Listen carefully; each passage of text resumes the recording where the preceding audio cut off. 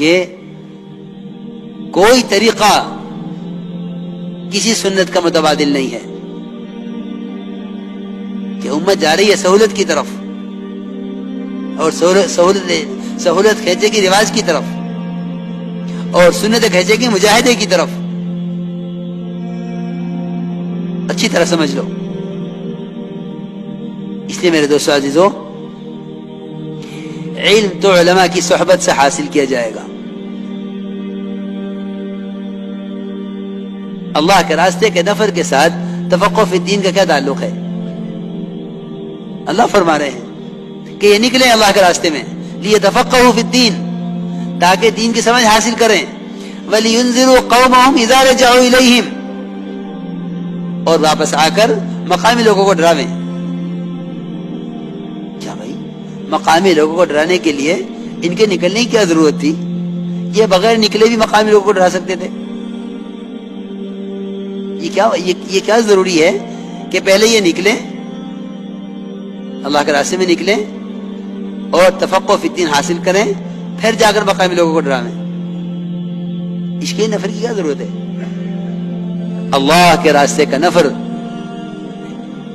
لازم ہے اور متعدی ہے. اس آیت کے اندر دونوں چیزیں اللہ نے بیان فرما دی ہیں کہ لازم بھی ہے، متعدی بھی ہے، اپنے لیے بھی ہے، دوسروں کے لیے بھی ہے. لیتفقہوا فی الدین لازم ہے، وَلِيُنذِرُوا قَوْمَهُمْ إِذَا رَجَعُوا إِلَيْهِمْ یہ متعدی ہے کہ اپنے لیے بھی نکلنا ہے اور دوسروں کے لیے بھی فائدہ ہے.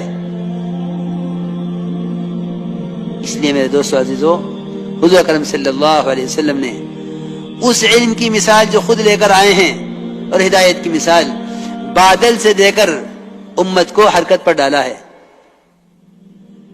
یہ نہیں فرمایا کہ علماء کنواں ہیں، جس کو علم حاصل کرنا ہو کنویں پر آوے. یہ فرمایا کہ علماء انبیاء کے وارث ہیں اور میرے علم کی مثال بادل کی طرح ہے کہ بادل خود جاتا ہے زمینوں پر. 3 قسم زمین کے بیان فرمائی. ایک زمین وہ جو پانی کو جذب کر لے اور درخت اور گھاس اگاوے. ایک زمین وہ جو پانی کو جمع کر لے، لوگ پیئیں اور پلاویں. ایک زمین وہ پانی سے برس کر بہ جاوے کہ اس نے اس زمین سے کوئی فائدہ نہیں اٹھایا، اس زمین نے پانی سے کوئی فائدہ نہیں اٹھایا، لیکن بادل سب پر برس رہا ہے. میرے دوستو، بزرگو، عزیزو، اس طرح علم اور علماء کو حرکت میں رکھا تھا، کیونکہ علم امت کی امانت ہے. علم امت کی امانت ہے، اس امت تک پہنچانا ہے، اس امت تک پہنچانا ہے.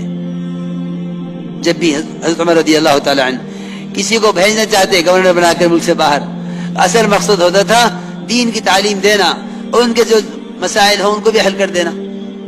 اور ایک صحابی نے تو انکار ہی کر دیا حضرت عمر کو کہ میں تو گورنر کے لیے جاؤں گا نہیں، ہاں اگر آپ مجھے دین کی تعلیم دینے کے لیے بھیجنا چاہتے ہیں تو میں ساری دنیا میں جانے کے لیے تیار ہوں، جہاں چاہے بھیج دو.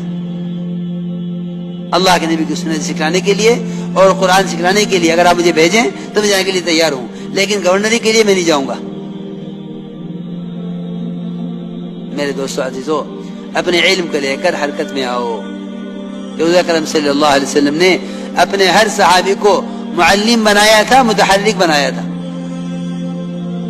معلم بنایا تھا، متحرک بنایا تھا، اور مزاج یہ بنایا تھا کہ دیکھو علم امت کی امانت ہے، اسے امت تک بلا معاوضہ پہنچا دینا.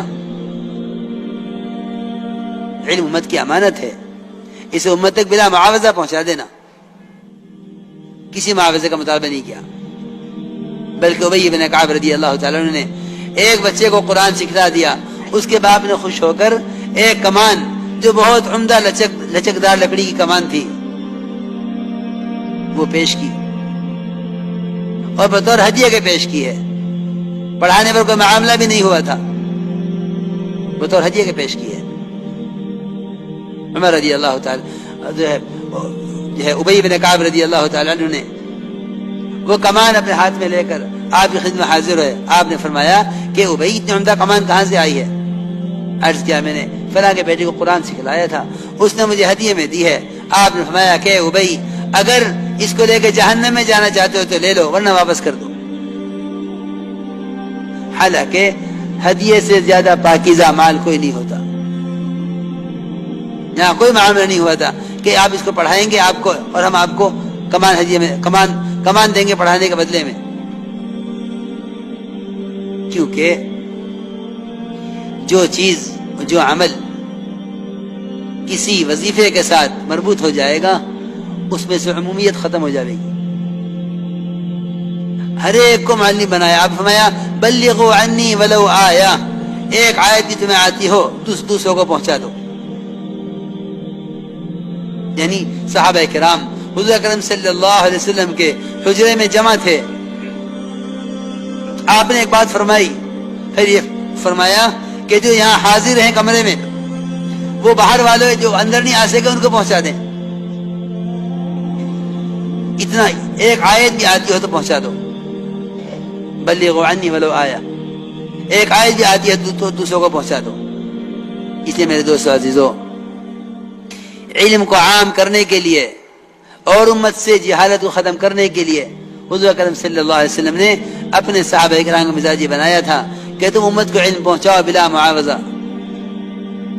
امت کو علم پہنچاؤ بلا معاوضہ. اللہ اکبر. حضور اکرم صلی اللہ علیہ وسلم نے آپ کے یہاں سیکھنے کے لیے آتے لوگ، آپ صلی اللہ علیہ وسلم طلباء کو اپنے ساتھ لے جاتے کھلانے کے لیے، صحابہ آنے والوں کو اپنے گھروں میں لے جاتے کھلانے کے لیے. اور اس سے بڑھ کر بات تو یہ ہے کہ آپ صلی اللہ علیہ وسلم کے جتنے طلباء تھے وہ خود لکڑیاں کاٹ کے لاتے جنگلوں سے، اور آپ اور انہیں بیچتے اور ان سے بکری خریدتے اور تازہ گوشت آپ صلی اللہ علیہ وسلم کی تمام ازواج مطہرات کے گھروں میں خود پہنچاتے. ایسے طلباء تھے پڑھنے والے کہ وہ آپ کے سارے گھرانوں کے خرچہ اپنے ذمہ لیے ہوئے تھے. پھر ابو ہریرہ جیسے محدث کیوں نہ تیار ہوں اور معاذ بن جبل جیسے مفتی کیوں نہ تیار ہوں کہ وہ جنگل سے لکڑیاں چن کر لاتے، ان کو بیچتے اور انہیں بیچ کر جو اس سے آمدنی ہوتی اس سے بکری